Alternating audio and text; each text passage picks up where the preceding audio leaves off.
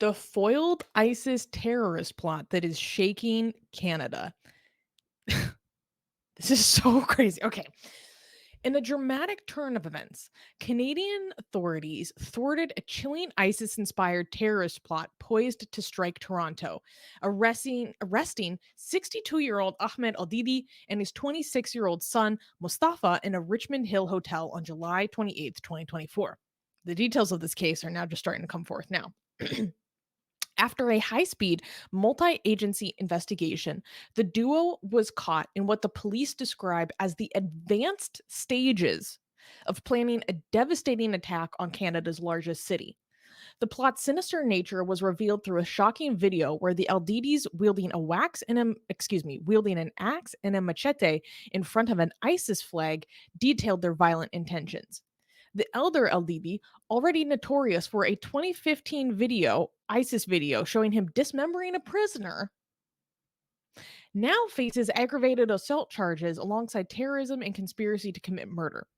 RCMP Assistant Commissioner Matt Peggs emphasized the gravity of the situation, stating, "This was an imminent threat, and we were able to prevent serious injuries or loss of life." Despite their denials in court, including Mostafa proclaiming through a translator, "I did not do anything," the father son pair remained behind bars under strict non communication orders, awaiting a fate that could reshape their lives forever. Okay. Whew, my friends. We need to get into the insane details of this terrorist plot that was stopped in Canada. So, according to interviews I saw with the police, okay, so they were arrested on July 28th. The police were not aware of this plot. The police did not have these two men on their radar until July, according to a statement I saw from the police. A reporter directly asked one of the representatives, "Were you aware of this preceding this attack?" And he basically said, "We were not aware of it until July." This is where this shit is so crazy. So we do not know. We we do not know the we do not know the nature of the attack. We don't know what they were planning. We don't know how far they were. We don't know what they were going to do. That hasn't been released yet. We know that they were in the advanced stages and that they were caught with an axe and a machete, and they had filmed a video in front of an ISIS flag pledging their allegiance to ISIS and citing that as, like, the classic video that you film before you conduct a terrorist attack, that kind of thing. So they know that. Honestly, that's par for the course. That's a par for the course, of course, obviously, blah, blah, blah. But this is where things get crazy. So the father, Ahmed Eldidi, has 6 charges against him. One of the charges that has just been levied against him, and guys, innocent until proven guilty, this is all alleged. One of the charges is an aggravated assault charge for something he did in 2015. What did he do in 2015? Why is it being charged now? You may ask. Susie, what happened? According to Global News, a reporting agency in Canada, they have reported that they received anonymous sources, or they're anonymous to the public, right? They have sources that told them that this aggravated assault charge, originating from something that happened in 2015, and Global News reviewed this video, they said that matches the description of the charge, is a video of this man, Elder Eldidi, dismembering and chopping the hands and feet off of an ISIS prisoner who was crucified to a pole somewhere in the desert. Where? I don't know where. In a third country. But this is where things get crazy. Because the police originally said that both of these men were Canadian citizens. It turns out that no, they are not both Canadian citizens. Only the father is a Canadian citizen. I don't know what their original country of origin is, but apparently they both need to speak through a translator because I Even guess their the English is. oh, And so now the government has their feet to the fire, and the conservative opposition party is calling out for a full review of the immigration security questions that were used to screen this guy. Because this guy, okay, the timeline is not exactly clear. Let me be honest in terms of reporting. But it seems to me that this man immigrated and became a Canadian citizen after he was filmed in an ISIS torture video. Based on the timeline as reported so far. And people are coming out and being like, what is going on with our immigration system? Trudeau, sir, can you answer for this? And so I watched an interview where some journalists were asking some people who are representing the conservative party basically being like, well, is it fair to ask questions about this because there are other immigrants that come to Canada and commit crimes, blah blah blah. And the representative is like, it is completely appropriate to ask for answers when we are talking about a man who committed torture for ISIS being allowed to attain citizenship within our country. Yes, that is an appropriate question because the rest of the Canadian public has a vested interest in understanding how the government allowed this to happen.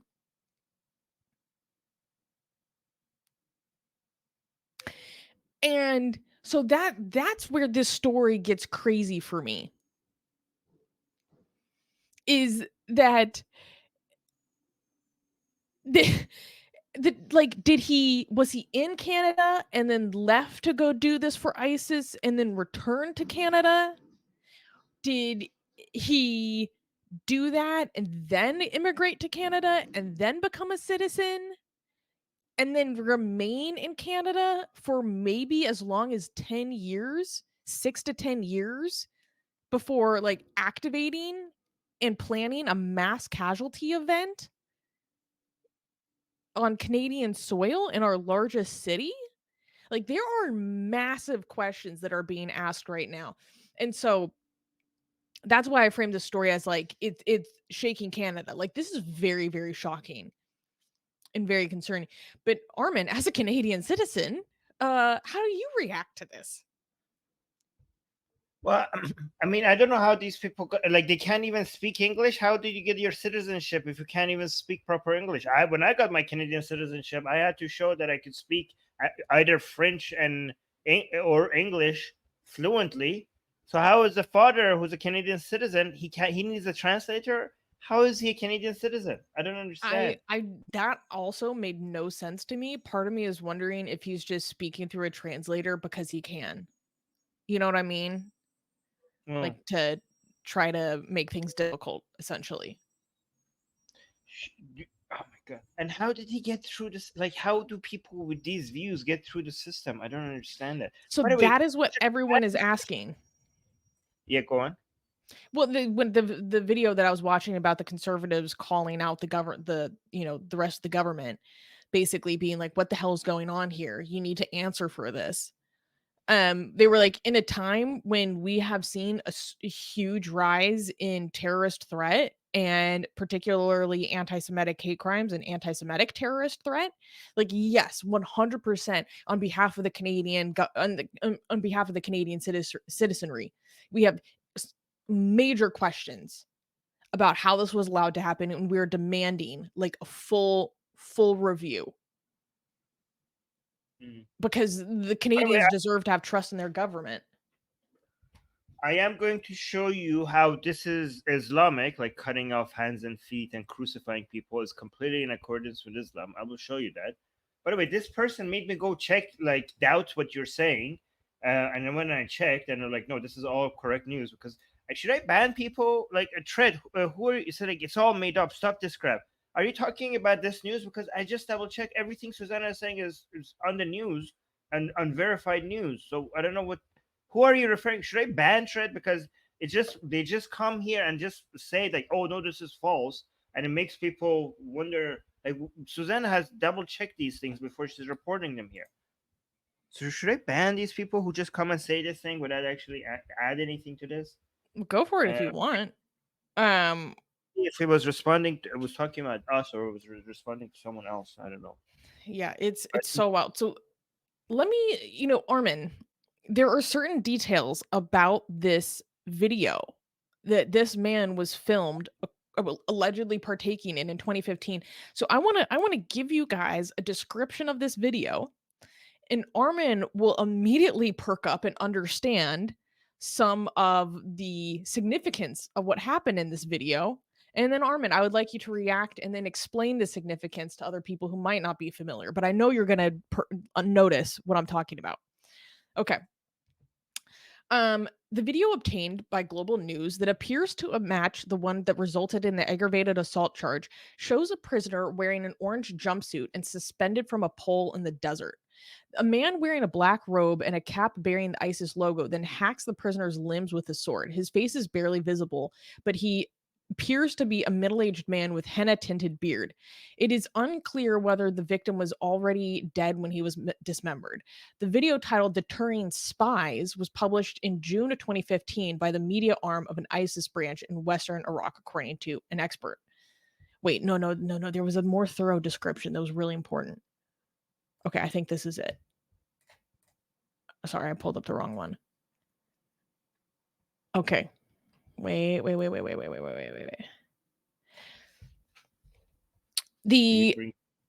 4-minute video titled Deterring Spies show a prisoner allegedly confessing before being led outside. He then appears suspended from a crucifix-like structure in the sand. The Arabic script in the video says that the enemies of God are to be killed, crucified, and have their hands and feet cut off. A middle-aged man is then shown wearing a black cap wearing the ISIS logo. So, using a sword, he then hacks off the feet and hands of the prisoner. His face is briefly visible in the video. It is unclear if the victim was still alive during the incident. So, Armin, please tell me why the details of that video and the details of the Arabic in that video are significant. Well, here. Let me show you. There we go. This is Quran 533. And I always love showing people this Quranic verse because this comes after Quran 532. Wait, by the way, this is the Quranic verse that ISIS constantly uses to crucify people and cut off their hands and feet because they spread corruption in the land. And this Quranic verse comes exactly after the Quranic verse 532, which people often quote, including Obama in Congress, to show how peaceful Islam is. Right? So this is the Quran 532 is the Quranic verse that people usually quote because it's the one that says that if you kill one man, it's like killing all mankind. Without Wait, no. You need, please emphasize this again. Please emphasize this again because this is so important. This is so important. Okay, sorry. I'm sorry for interrupting you. Okay. You want me to provide the full context of this? No, you need to really lay it all out because this is something that is constantly brought up to show how wonderful Islam is. And it pisses me off. All right. So the Quran 532 says, and people usually misquote it. People usually just say, like Obama quoted it. By the way, Obama later on regretted that. But it says that when they quote it, it says killing one man is like killing all mankind, right? And like, oh my God, so beautiful. Quran is saying, don't kill anybody. Killing is bad. Killing one person is like killing all mankind, right? But actually, if you read Quran 530, the beneficence, the benevolence, so beautiful. Truly the religion of peace. Right. So, but read the full context, it says, on account of his deed, we decreed, Allah refers to himself with the royal we, like we means me, Allah, right? We decreed to the children of Israel, means the Jews, right? That if anyone kills a person, unless in retribution for murder or spreading corruption in the land, it is as if he kills all mankind. So, first of all, they don't read this context, so you can still kill people if they are being naughty, if they're saying the things that they're not supposed to say, if they're doing blasphemy. So it's not saying killing is outright bad, but it is providing some context, right? And it also says that this is specifically our decree to Jews. This is not for, so you know how Muslims say don't read the context. This verse was for specific people at a specific time. When they say it, it's actually not that. When they say it, if you read the verse, you realize that no, they're lying or they don't understand it. Those verses are actually for all people at all times. This is actually a verse that was for specific people at a specific time. This was for the Jews, right? It is as if he kills all mankind.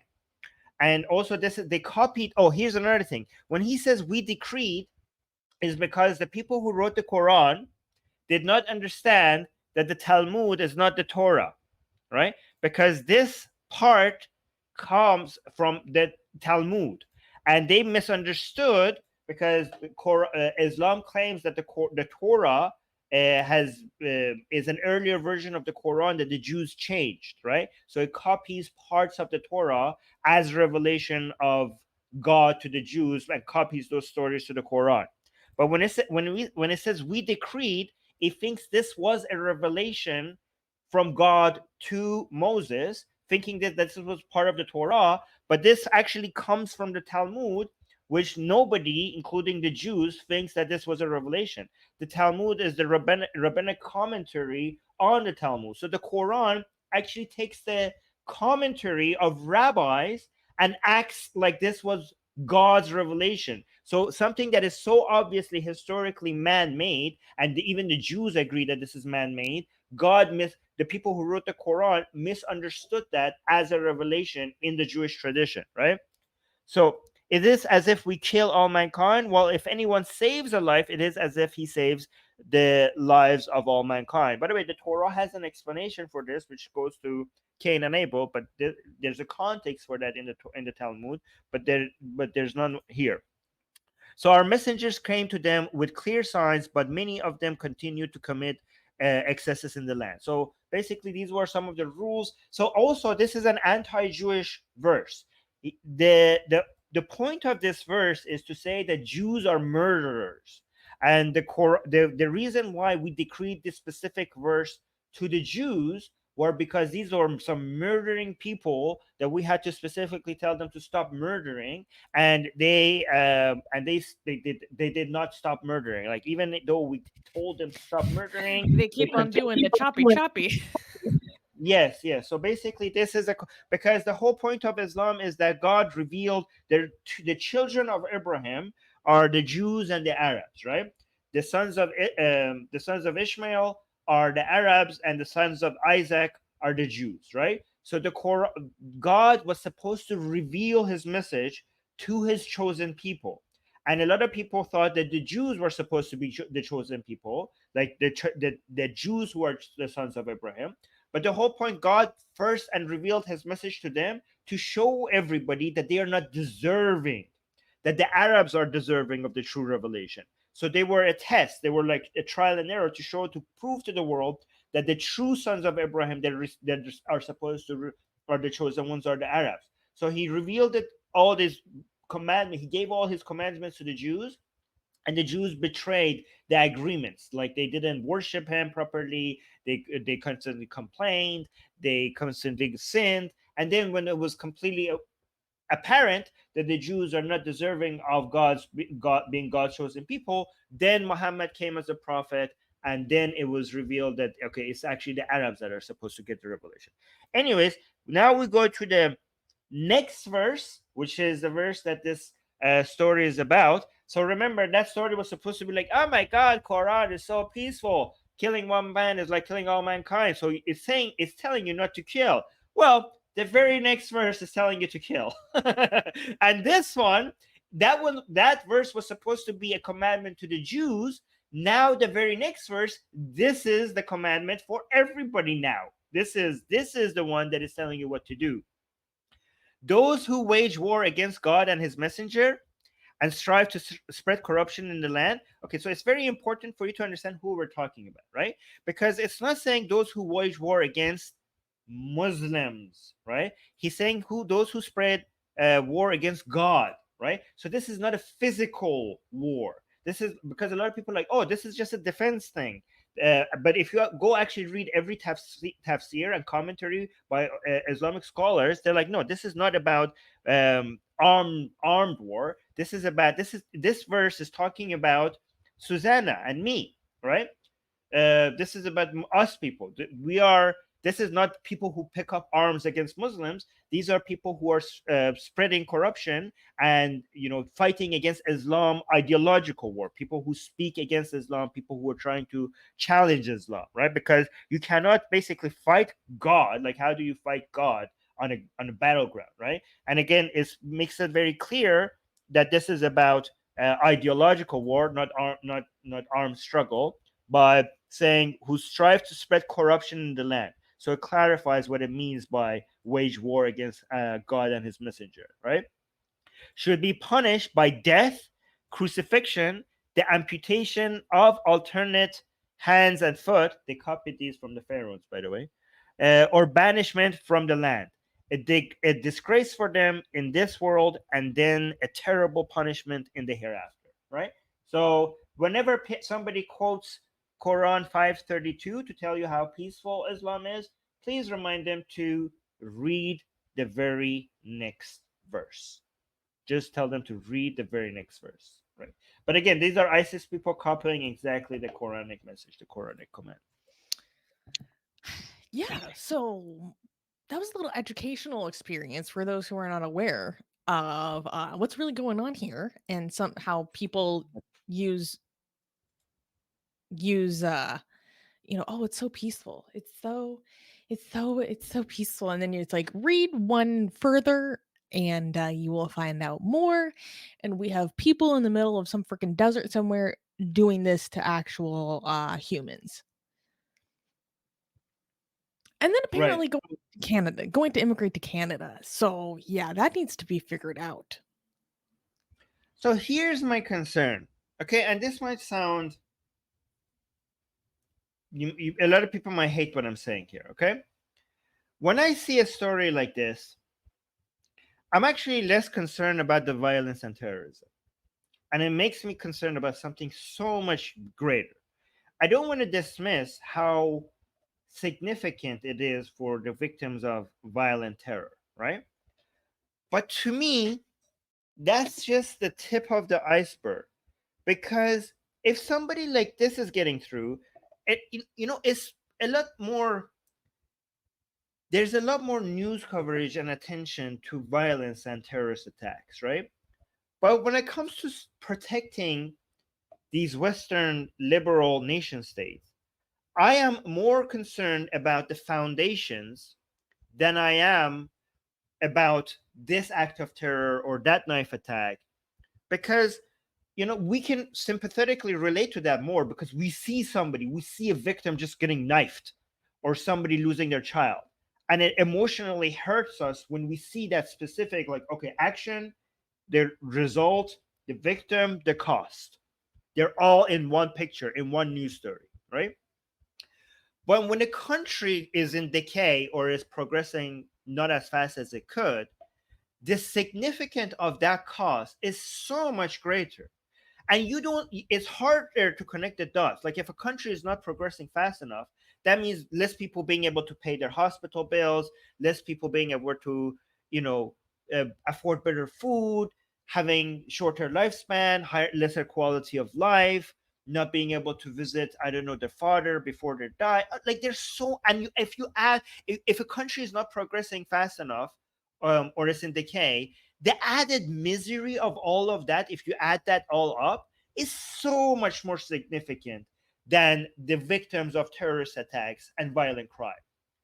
And when I see a story like this, I'm thinking if these people got in, that means there are so many other people that got in that are not violent, but just did not have the right values, that they are going to become citizens, and they're going to be voting, and they're going to be changing the demographic and the values and the beliefs, the average value and the direction that this country is going to go in. The traditions are going to be changing, the values are going to be changing, the methodologies are going to be changing, the politics is going to be changing, and all of that is going to make this country less equipped to deal with the modern world and progress faster. So this is, to me, this is just the tip of the iceberg. And if someone like that could get in, how many other people are getting in that are not going to do criminal activity, but they are going to erode the foundations of Western society? That is my bigger concern. A lot of people who are like worried about migration, they keep talking about crime rates, right? And yeah, crime rates is a problem. But if they are committing, if the main people you're concerned about are committing crimes, then what about the ones who are not committing the crimes, but they have so many illiberal values? They're going to make your countries less liberal. Does that make sense what I'm saying? Yeah. I like this though. Mugiwara put it a different way, saying, Armin, that is a lot of words to say spread corruption in the land. They're spreading corruption in the liberal land. Please do not crucify them. Do not. No, no, No. no, no. That's not how we, yeah, that's not how we handle things in a liberal society. Yeah, me personally, I don't care for framing things in terms of West because that's like promotes this dichotomy when really, capital L liberal values are universalist. And that's important to me. So for me, framing things in terms of West versus the other, I it's not something that I find particularly helpful. I just care about what is capital L liberal. A capital L liberal. Okay? Or as I put it, I've become So, very conservative about my liberalism.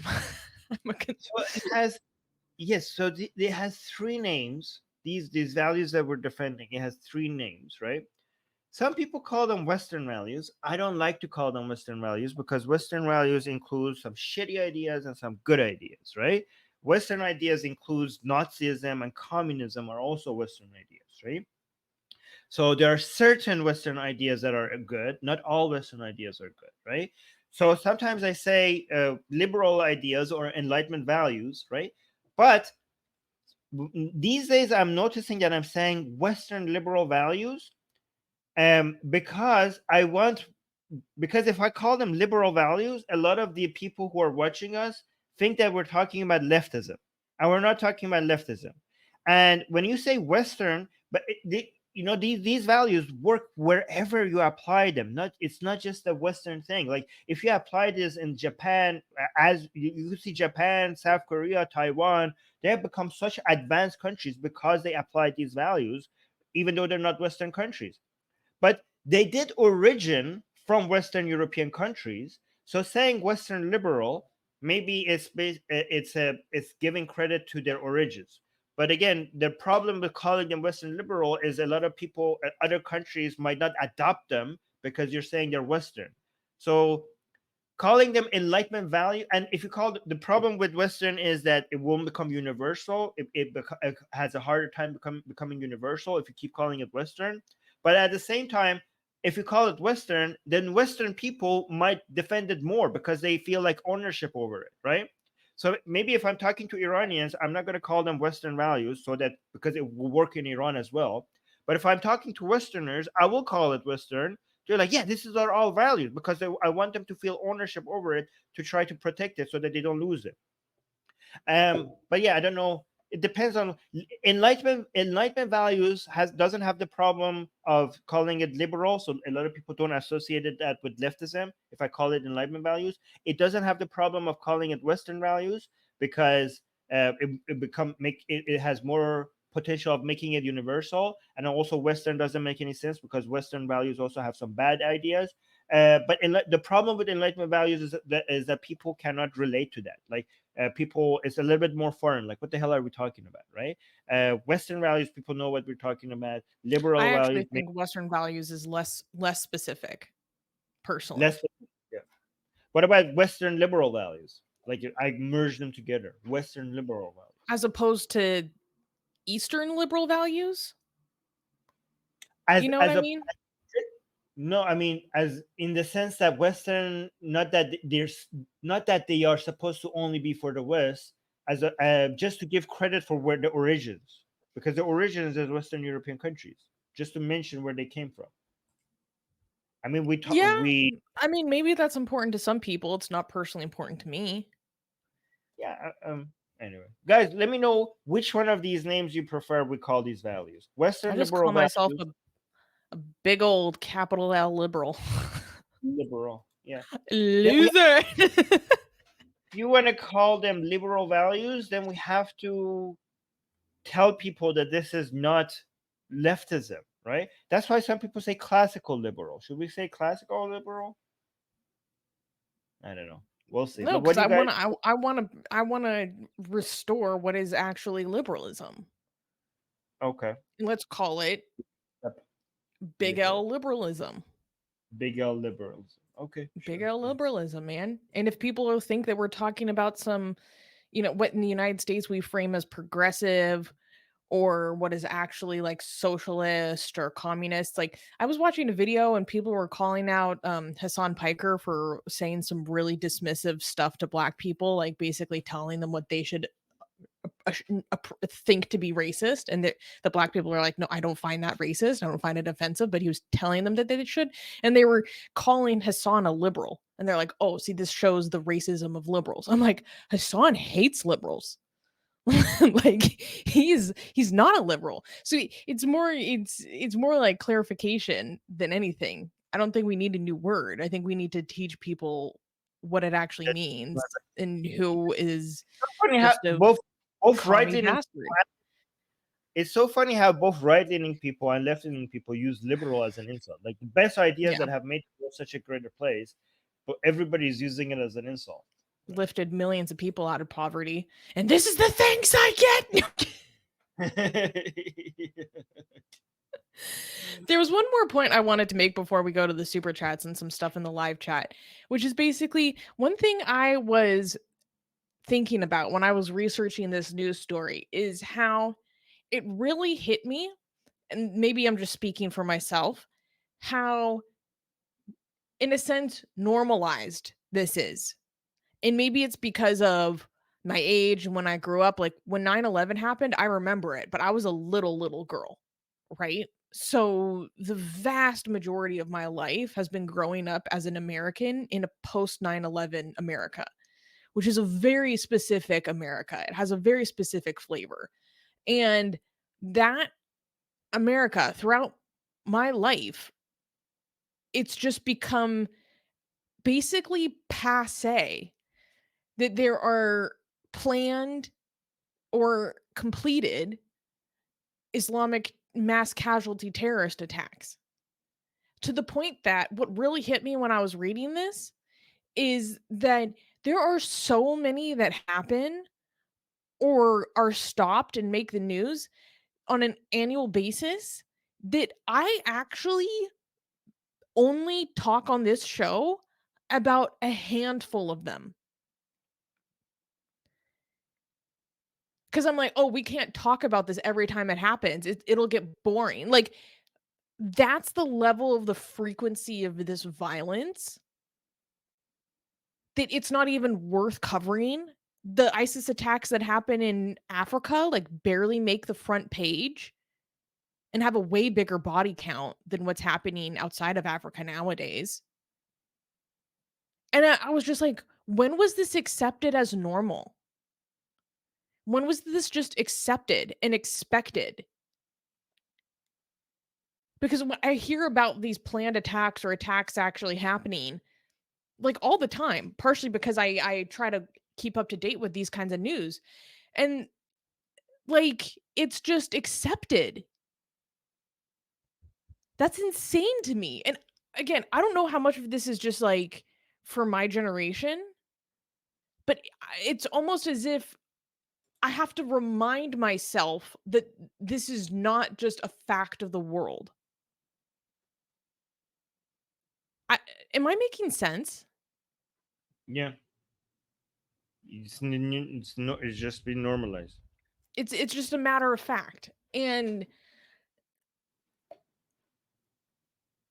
then the rest of the world is supposed to kid ourselves into making it seem as though all of these attacks that are happening with such frequency at such a insanely disproportional volume. I'm not talking out of my ass. This is empirically what is true in regards to what ideology inspires most of these terrorist attacks that are happening around the world.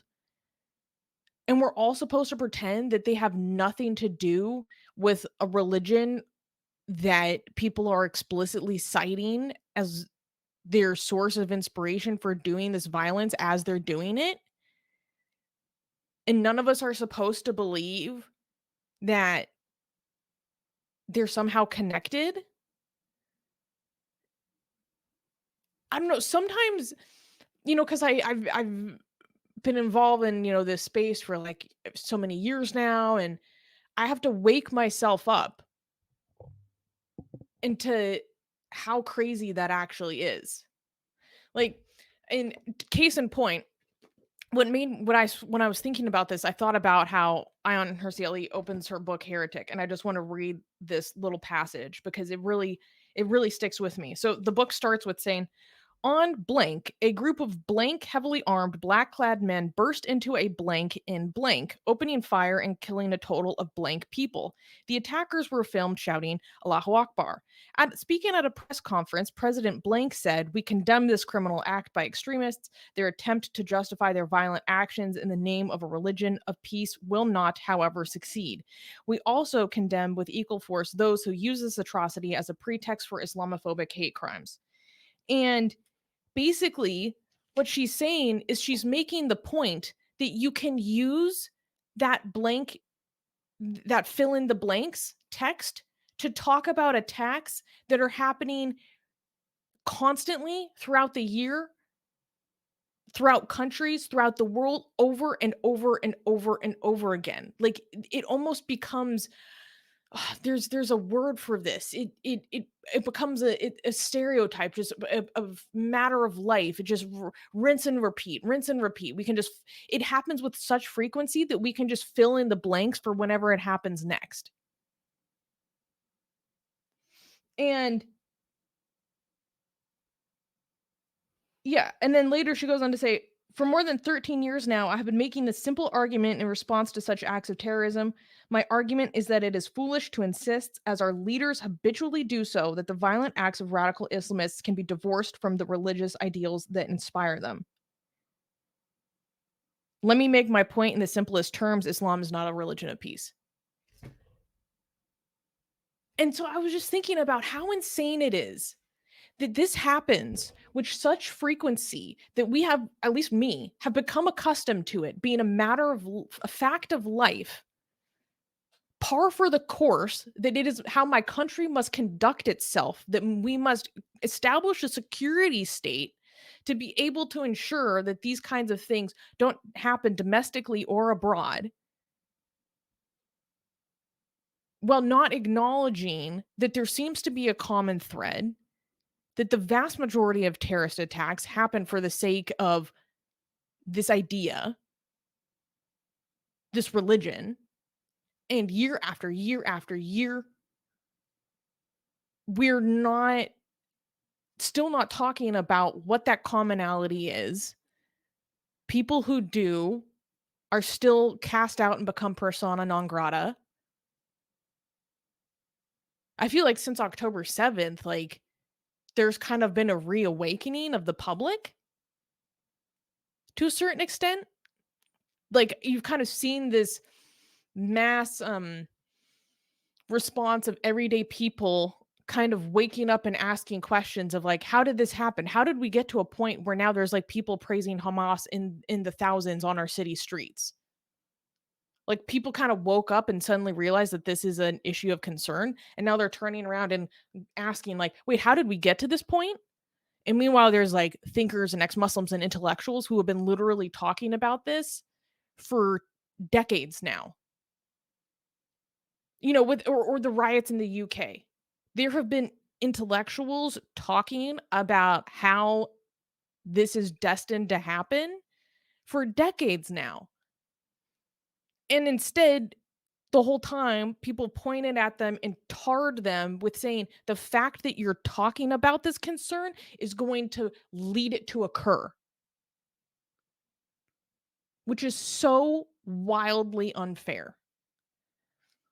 So, in a sense, it's kind of like all of a sudden the public is suddenly realizing that this is an issue of major concern, and now they're looking for answers. And I've kind of seen a push to look towards different voices and dissident voices towards helping to get some of those answers, right? So that's good because I'm like, oh my God, finally the work of some of these incredible people can finally begin to be recognized.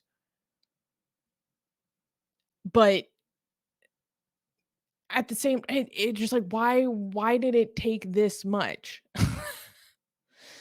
I don't know. That was a little bit of a Susie rant, Armin. What do you think? No, no, it was very spot on. I enjoyed it. Thank you. Yeah. And I don't know if do you actually notice it getting better? Like people noticing it and calling it out, or is it getting worse? Like, what do you notice? Um, I think so. I think so. I've seen so many people like radically change their mind following October 7th. I mean, maybe I'm biased because I'm in this space like so thoroughly. It's what I do for work, and then it's also what I do, here at Atheist Republic. Um, but and also in my personal life, because the people that have known me long before I ever started doing this stuff know that I'm interested in these issues, and they know that I'm someone that they can talk to about these issues without being condemned and treated poorly for asking a question. Merely asking the question, taboo question. They know that that's what I swim in. So just these, quote unquote, like normies, like come and talk to me and ask me. They're like, wait, so what do you think about this? Like, what does this mean? Like, blah blah blah. And I've been seeing more of that in my personal life, which I think is very interesting. But again, I don't know. People in the live chat in the comments tell me if you've noticed anything different. But Because it's again, just, maybe but it's my biased experience. so slow. It's so slow. Like the threat is progressing so fast, and we are now only to the point of some people beginning to realize that the concern is real. Like we're so far away from action. Right? This is the it's kind of like the, I don't know, the army of the, I don't want to say something that makes it seem like that I'm dehumanizing people, right? But it's just spreading so fast, and it's coming for the centers of civilization, and it's like right across, the gates of of the of everything that we stand for. Like the enemies, the barbarians at the gate are almost like tearing down the gate, and they're just somebody in the king's hall. They're just some people beginning to realize like maybe we should do something about it. Like, okay, that's great that we're making that progress, but they're almost the gate is almost torn apart. Like we need to progress a lot faster. Like just talking about it is not enough. Like what are policy changes, what are the actions that I we're going mean, to do? I totally get what you're saying, and frankly, it's made me understand the populist impulse a lot more. Um, because the dereliction of duty of elites across different countries is actually insanity and like beyond shameful. It's not even shameful. It's like, I mean, criminal. I don't know if I mean, not technically criminal, but that's how I feel about it. Like, I don't know. I don't know. And not to be cynical or rude, but it makes me happy to be an American because we don't stand for this shit. And except for a fringe in our country, we don't apologize for our strength, our power, and our dominance. And No, that makes me feel more I, secure. okay, Susie, I appreciate and I celebrate the fact that you have been going through a patriotic uh, now, and I love it and I enjoy it. But to be fair to Europeans, and again, I know you could flex over Europeans all you want, and fair enough. But to be fair, you guys do have an ocean, a giant ocean between you and the Middle East. Okay, so that makes it a lot more. You could flex on the Canadians, more than the Europeans. Like it's easier to deal with this crap when you're so far away from it. But okay, fair enough. I heard someone say that the liberals in Canada are what the right wing evangelical conservatives in America wish the Democratic Party was. Like the Liberal Party in Canada is what they wish the Democratic Party in the USA was. Um, Right. yeah, you can you Anyways, can you can super. slick your borders with a bunch of maple syrup to help make it a little sticky speed trap so people are protected. How about No, that? so Canada is actually on such a trying to bring in migrants as fast as it possibly can.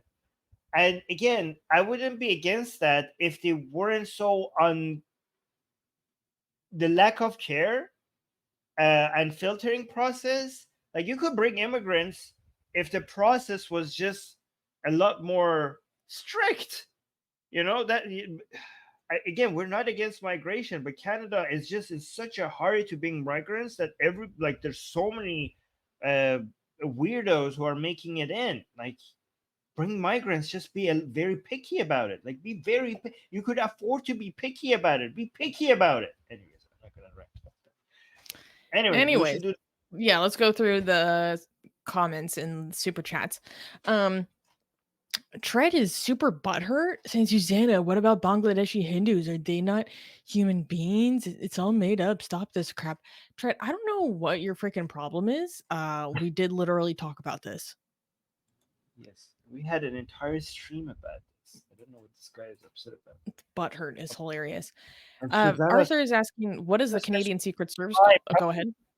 No, no, I just had to like I did that stream, but that was a collaborative work with between me, Dolly, and Susanna, and some of our volunteers from Bangladesh. Susanna was behind the scene, giving me all the information. So yeah, we did an entire stream dedicated to Bangladesh. Yeah, but go on. Arthur is asking, what is the Canadian Secret Service called? It's CSIS, right? Yeah, yeah. Um, is it? It's SI? Okay. Yeah, I think so. Um, there was I also had to. this comment. I should know this by heart because yes, it's CISIS because they visited me at my home because Oh, I had Muslims threatening to bomb my speech at the UBC. So I had two officers from CSIS coming to, I mean, it's basically CSIS coming at my home. And I had to change the addresses. I had to move because of it. But, anyways. put that on your resume.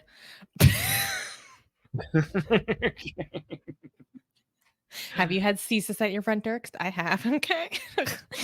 um, I also wanted to address this comment by Judah Leah, whatever, saying Arabs are the best people for dragging us into Islam by chains around our necks.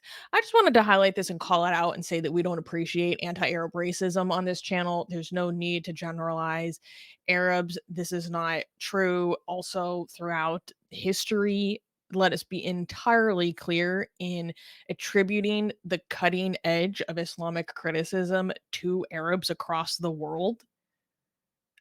We have a historical inheritance from them. They deserve to be recognized and celebrated for it because let's be clear, the Arabs also have also been at the forefront of the threat and persecution and sacrifices that they have made for the sake of combating uh, barbarity, irrationalism, and superstition within their societies. And I am proud to say that I personally know dozens of Arabs who are absolutely incredible in what they're willing to sacrifice in their life for the sake of their free expression and for the sake of criticizing Islam. And I would be willing to bet on everything that I own that you would not be willing to sacrifice half of what they have sacrificed. So, on behalf of them, I would like to say fuck off. Um, yeah, I don't tolerate that. Wait, before you go to the next message, can when it comes to celebrating Arabs, can I celebrate the first ex-Muslim in the world?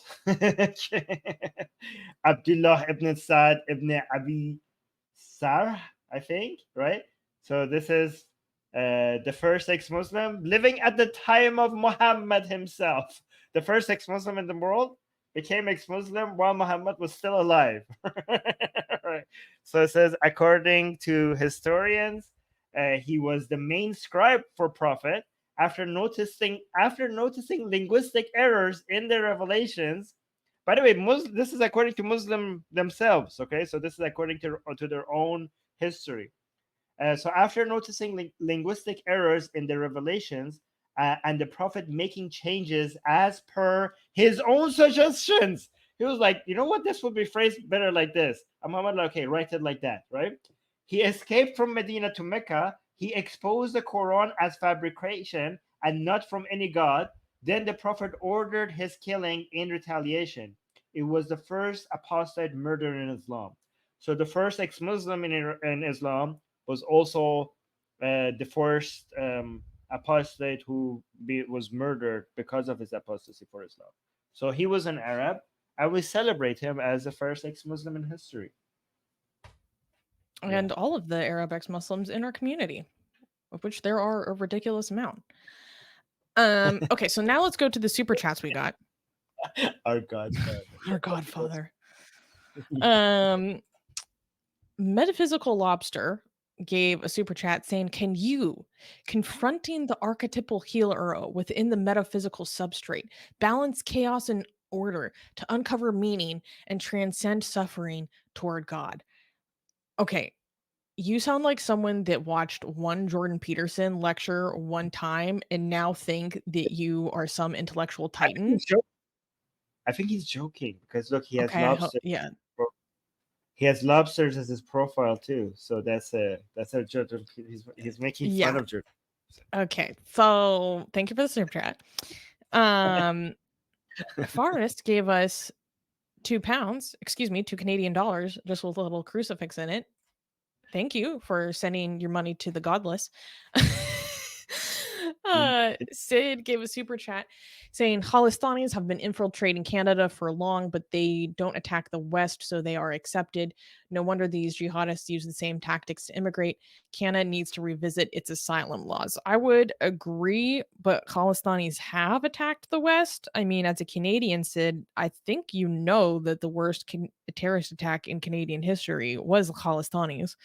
For those who are not aware, the Khalistanis are a militant Sikh separatist movement within India who basically want their own Sikh religious state. They're almost like Sikh ISIS, like they're pretty freaking intense. Um and yeah, I do not support the Khalistani movement. I It's not. support the sovereignty of India. Yes, we do, but it's not just the asylum laws. It's also the like all migration laws need to revisit. Like even if you're not like a refugee and you're coming in for work visa and student visa, like we need to do some more serious checking on who we're letting in, either when it comes to asylum or through work visa or through student visa or through people who are bringing in their families because they were accepted in. Like that's like all of that needs to be revisited. And maybe here's the thing, or maybe just stop until you could figure out how to handle all of it. I'm not saying stop migration, but stop migration, maybe put a pause on everything until you could manage this more orderly. Like, okay, anyways. Um. Okay. Next super chat. I don't know how to pronounce this, but thank you for the super chat. The 15 shekels, saying George R. R. Martin was right. Westeros will fail to inbreed Targarist ideology. Will Inbreed. fall to inbred Targets. Okay. I didn't read enough Game of Thrones to understand this reference. Well, basically, so the Targaryens are inbreds, right? And they're taking over the world. They were at some point they were taking over the world, and he's basically he's comparing, I don't know, the Islamist to Targaryens because there's inbreeding problem among them as well. That's what my understanding. Okay. Uh, Like, Sid gave a super chat saying just because someone votes for the left does not mean they are not racist or homophobic. Extremist Muslims despise white liberal culture, but vote for them because white liberals will be more open to immigration. Again, Sid, okay, I don't know how much you understand how much within the radical sphere there actually is not. It depends, right? It depends a lot, but a lot of them don't even believe in voting. Like, when you make these statements, I think you generalize a lot to the point that it's not accurate, and it's easy to discredit, like, what you're trying to get at. Because there are, like in the UK, complete blocks of Muslim voters that have broken from Labour and caused Labour to lose entire, they don't call them districts, constituencies, surgeries, whatever the Brits call them, but lose entire pockets of Labour support because they decided to break entirely from the Labour Party because of Labour is not hating on Israel enough. And I mean, they got Jeremy Corbyn. Like, so it's not that one dimensional. Um Armin, what do you think about his comment? Because I understand what he's getting at, but it's doesn't completely ring true. let me see. Just because one votes for the left does not mean they are not racist or homophobic. Well, I mean, yeah, Sure. it doesn't mean that. Extremist Muslims despise white liberal culture, but vote for them because white liberals will be more open to immigration. Um, yeah, extremist Muslims, again, it really depends, right? So many extremist Muslims do not agree with voting for these. I mean, I think it's actually the problem is that the more moderate Muslims are voting for these uh, people because they're pro minority. The more extreme you get, the more you will see that they don't agree with voting for any of these parties, right? I mean, they're not as strategic. Like, I've noticed they're not as strategic. They're not like the reason why the meme works very well and it looks a lot more strategic is because as a collective or as a meme, it ends up being a lot more. It seems a lot more guided or planned or with purpose. But when you look at actually individual Muslims, they're not saying like, okay, I as an extreme Muslim will vote for these parties so that they open the door in, so that the more Muslims could come in, so that we could have an ummah. They're like, it's not like individually, that's not their narrative. Individually, the more extreme Muslims that you find, the more likely they are to say like, no, don't vote for any of these. They're all the same, left, right, all of these are Westerners, they're kafirs. We shouldn't be aligning with them. It's more the moderate Muslims who would vote for them. That's my understanding. That's what I think. But we should go through these because I want to see the next news. So let's go Yeah. through this. That's fast. Yeah. Sid gave a super chat saying Islam is a religion of peace. Peace is of you everywhere. This other same person gave this other super chat saying it's not Islamophobia, it's Islamophilia. I would say it's useful idiocy or capitalizing on the back of Muslim grievance to remain relevant, frankly. Vlad gave a super chat saying it's humanist values, Renaissance humanist values. In terms of the debate about if it's enlightenment values or liberal values or whatever. So no, it's the Renaissance was a move towards focusing more on humanism, yes, and also more on empiricism, rather than. So we have three cities that I like to think that the Western civilization was founded upon, right? Jerusalem, Athens, and Florence. So Jerusalem represents the Judeo-Christian tradition. Athens represents philosophy, rationalism, and the Greco-Roman tradition, and Florence represents empiricism, humanism, a move away from the afterlife to this life and focusing on art and wealth.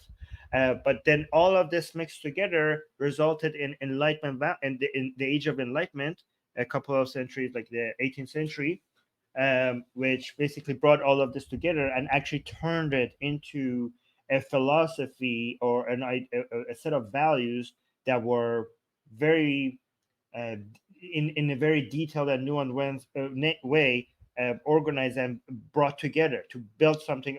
Because these other things before it was not really like the Renaissance was not a, a, a guided construction of a philosophy of how we think about these things. It was just a general organic movement towards a direction. It was the age of enlightenment that brought all of this together and turned it into a way of looking at the world and basically documented in a way that other people could understand it. So the Renaissance was a movement. It didn't provide the values that you could point to and like, oh, with this value, and that value. It was just a spark that eventually led to the age of enlightenment that actually listed those values and provided the argument for it. By the way, the age of enlightenment is not complete because the age of enlightenment, I think the values that it provided to us was a little bit too mechanical rather than evolutionary, rather than more organic. Like if you go if you see what the age of enlightenment provided was a set of principles that you were supposed to always follow for nations or societies to get better. But as liberalism grew, because liberalism has its roots in the age of enlightenment, but as liberalism grew, it became more organic. Rather than having a strict guideline for what to do, it became more of a competitive survival of the fittest values for them to eventually grow to something that works for society. Anyways, I don't want to get into so much detail, but yeah. Um, Ahmed of Kemet gave 50 Egyptian, I don't know what you call your currency, reals? I don't know. Since October 7th, Arab Islamists think they gained a lot of non Muslims to their cause. At least that's the Middle East point of view. And I'm sure they feel that way. I mean, look at what was happening on college campuses around the US. Now, those were literally exploited by Iran. And we have actually now security agencies openly talking about how we know that Iran was funding some of them. And again, why aren't we talking about this as a country? Um, but when you actually go look at the statistics, like that phenomenon was actually a huge minority of campuses. Um, and Americans are sick and tired of this stuff. If you go look at Harvard Caps Harris polls on how Americans feel about the conflict in Gaza, like last month they were saying like, yeah, go into Rafah, finish the job. The majority of Americans. So it causes a big splash. It's very visible. It's just a loud minority. It's not. Yeah, It's not. They're not a majority. But the direction is in their favor, even though they're still a minority. By the way, it's yeah. Egyptian pounds. Oh, thank you. I Um, just checked. I don't know what this is saying. Dolly is saying Susie has no chill today. I really have no chill today. I don't know what it is. Sid gave a super chat saying Quran was written nearly a decade or two after Muhammad's death. Muhammad never saw a Quran himself. Was it not Zayd ibn Thabit who compiled the final version under a tight deadline? No wonder the Quran is total garbage. Armin, you know more about the Yeah, history so than me. even according to their own narratives, Quran was not turned into a book during Muhammad's time. It was turned into a book by Osman. It was Osman who canonized under his order, at least it was canonized. However, all of this is fake. All of this is fake story. None of this actually happened. This is according to the Islamic narrative. What actually happened, the Quran was created by the Umayyad and the Abbasid dynasty. I mean, it was canonized and compiled. The Quran the evolutionary process started before Muhammad even was born. We have We have parts of the Quran that actually predates Muhammad's birth. This is a whole this whole narrative of what actually Muhammad is even a fake character. Like there was no guy named Muhammad. It was one guy that united Arabs together, and none of his views actually is the same as what what Muslims call Muhammad. In fact, actually, the guy that uh, united the Arabs to go attack Jerusalem, he actually united with the Jews. And if you actually look at the first documents that we have about what his views were, he was a Zionist. Did you know that, Sissy? Like the Quran, and by the way, the Quran was not a book. It was just like different books around that eventually some time the Abbasid dynasty or the Umayyad dynasty and Abbasid dynasty decided to turn it into one book and attributed to this guy named Muhammad. The Muhammad was not even a name of a person. Muhammad referred to Jesus Christ as you know um, a, a, as adverb, as an adjective. Well, actually, as a yeah, it's actually complicated. I have to go read the book that I read about this again. But yeah, so Muhammad refers to Jesus. It wasn't referring to that the king, the guy that the leader that united all the Arabs. But the first thing that we know about the first document that we know about the guy that eventually turned into Muhammad was he was telling the Jews that Israel belongs to them, like this is their land. So he was the OG Zionist, right? He was fighting with the Jews for the Jews to get them Israel. So there you go. Muslims, your prophet, the guy that your prophet was made out of was a Zionist. Um, Kenny gave 5 Atheist Republic memberships. Thank you, Kenny, for supporting the channel. And that's a good reminder to everyone that if you want to support the channel and the work that we do here, you can do that by joining the channel. We also, yeah, Finish your no, go ahead. okay, if you guys want to read all of this, this is a good book to read. Did Muhammad Exist by Robert Spencer. It has all the references. Like you don't have to trust Robert Spencer. He has all the references for all the things that he's saying in this book. So go read that. Well, speaking of Robert Spencer, the next super chat saying Robert Spencer's Jihad Watch keeps a record of Islamic terrorism. Thank you both for your efforts. There, I don't know. Robert Spencer, a lot of his stuff jumps to some conclusions. Yeah. And I don't appreciate that. It doesn't help his credibility. Yeah. So if that's just to say to people like go keep a grain of salt and do your own follow-up research. I don't use him as a source for a reason. Sid Dave gave a super chat saying Khalistanis blew up an Air India flight which had 300 Indian origin people on it. If they blew up an Air Canada flight with 300 white Canadians on board, then the Canadian attitude would be different than Khalistan. Do you really think that's true? I mean, Iran blew up a passenger plane full of a bunch of Canadian citizens, not like there was a Ukrainian flight outside of, on the other side of the world. And Canada has been involved in like personally prosecuting the Islamic Republic because of this. I mean, like, they haven't done a good job. But maybe he's right back then. Maybe not now. yeah, this was the 80s. Yeah, maybe in the 80s. Maybe he's right. Maybe he's right. Maybe in the 80s it's true. I don't know. I don't know how to test this claim. It's an unfalsifiable claim, so there's no way to evaluate it. Asian American is saying my algorithm is leftist voters criticizing leftist non-voters, comparing their revolution that never comes to the evangelical rapture. That is hilarious. I love that. The socialist revolution of America is the rapture that never comes. You'll love to hear it. Asian Americans is saying everything west of the Himalayas is the West. Facts.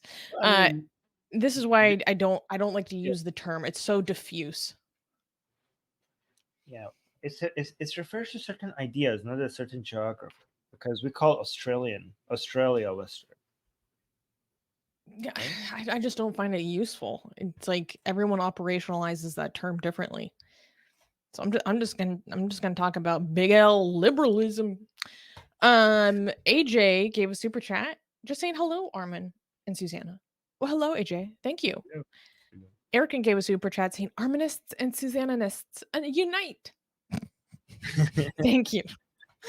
Erican gave another super chat saying there's a reason Yasser Qadi said that there's holes in the narrative. Hold on, hold on. Before you read that one, we should define Armanism and Susanism, and find the similarities and differences between them. We could do that. We could write like a paragraph for each. I don't feel compelled to start my own ism ideology though. Okay, well, speak for yourself then. I will do that. Oh. I will. Wait, I didn't read that because I interrupted you while you were reading that. What did Erkin say? Well, I don't know where it is now, but I read it a second ago. Oh, here. There's a reason Yasser Qadi said there's holes in the narrative. Exactly. Okay, got it. And last one, Sid gave a super chat saying my favorite Quran verse is where Allah sends a revelation to most dinner guests to not stay too long at his house after dinner as it displeases him. I do love all the revelations that are just about inconveniences in Muhammad's life. Yeah, Aisha has a quote on that. Did you know? That it made her suspicious, basically. No, Aisha. Right? We have Sahih hadith of Aisha saying like, what it seems like your God just brings down a verse when you have a issue that needs to be solved. Like whenever you have an inconvenient problem, there just happens to be a verse about it. This is according to Muslims themselves. Aisha was saying that, like, oh wow. She's like, wait a minute. I'm noticing a pattern. But, coincidence? Yeah. I think not.